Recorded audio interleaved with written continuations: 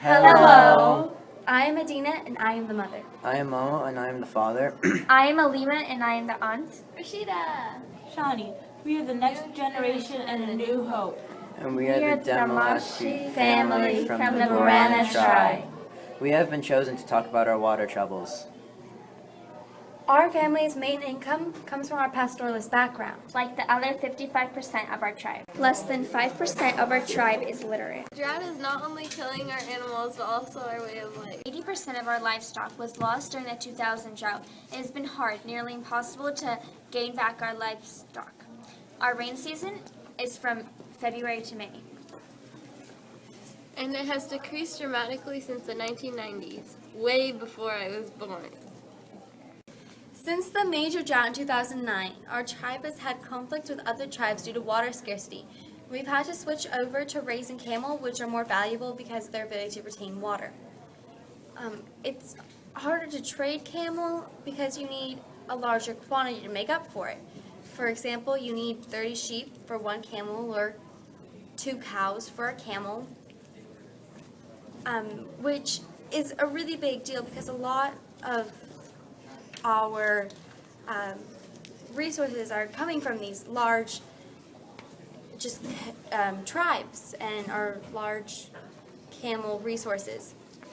Seems water rich. The pastoralists tend to rely on the poor amounts of rainfall, and Ethiopia's lack of sanitation irrigation systems contribute to this, but the surface water is located mainly near the borders. I have to travel many miles to get little amounts of water to my family. That just makes them sick. Recently, 2,000 people from our tribe have been forced from their homes due to a Somalian attack. These fights over water scarcity have lasted for years. The issue is that Ethiopia is not a water-scarce country. Ethiopia is home to over 12 major river basins. The poor water management means pastoralists can no longer raise livestock. Due to this, 50% of the population fears starvation. We had to flee our home 2 times before because of resource conflict between our tribe and the Guji. My husband died from this massacre of people to gain water rights. We aren't the only ones, as 70,000 have fled their homes because of deadly conflict that broke out between us and the Guji, some triggered by the simple construction of a new borehole. We have gone weeks without meat and days without our basic dairy products that we need to survive. The government policy which favors larger farms are taking over the better part of our 240,000-mile Ethiopian territory.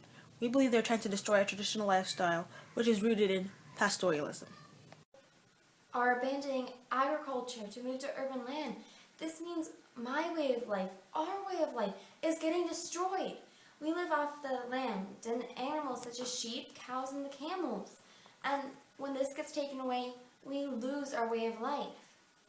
We lose our coming of age ceremonies. We lose our source of food, our source of income.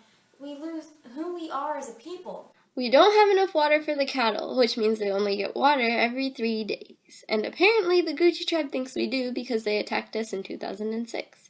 They killed 100 to 150 people and left thousands without a home.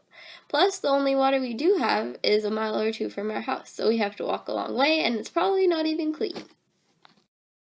The issue mainly derives from the fact that we have to use the exact same wells with the Goji tribe, so if we could establish some form of border that would say, okay, you guys get this part and we get this part, it would help to alleviate this conflict over water and animals as well.